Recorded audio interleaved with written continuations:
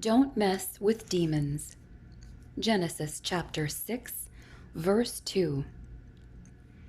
The sons of God saw that the daughters of men were beautiful, and they took wives for themselves, whomever they chose. Who were the sons of God?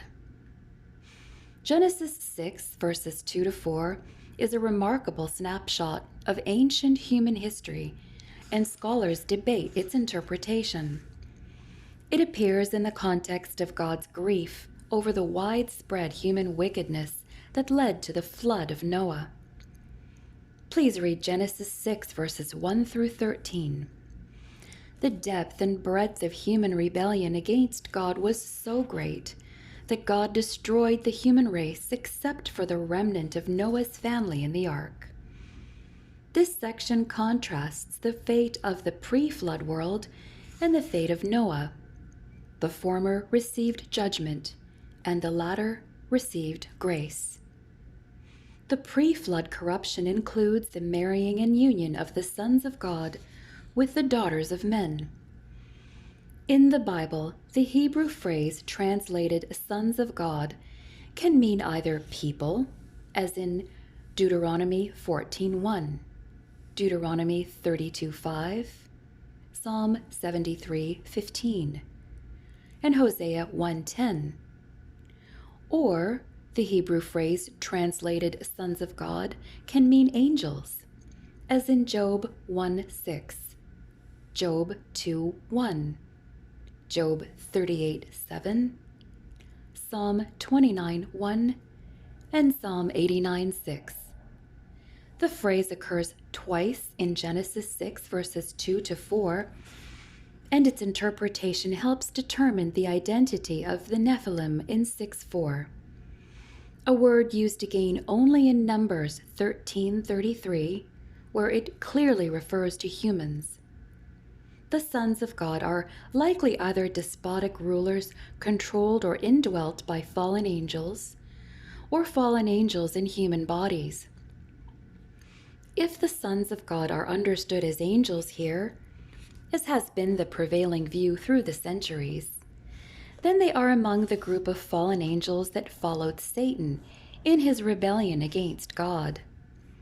Refer to Isaiah 14, verses 12 to 20, Ezekiel 28, verses 16 to 19, and Jude 6. Like Satan, these angels overstepped their bounds by seizing that which was not theirs, in this case, human wives. Likewise, some humans, though we don't know how many, in an act reminiscent of Adam and Eve partaking of the forbidden fruit, in Genesis 3, verses 1 through 7, also overstepped their bounds and cohabitated with the angels. The angels in human bodies tried to seize part of creation, and the humans tried to seize divinity.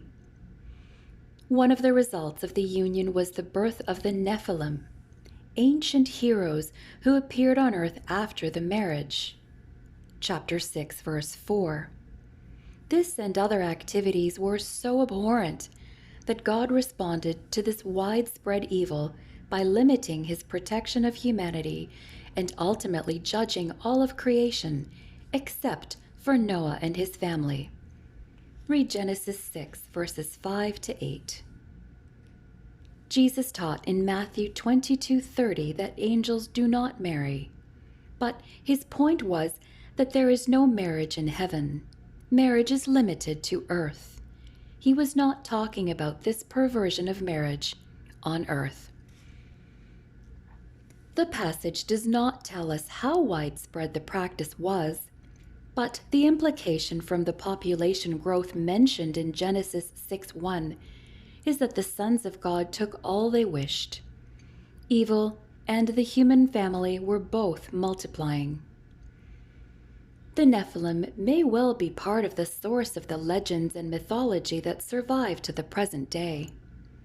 The world after the flood was very different from the one before the flood.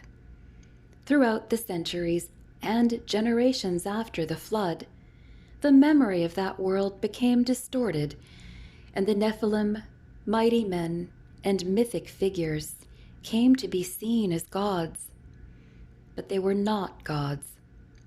The passage is also a polemic against ancient pagan belief that kings and mighty warriors had divine origins.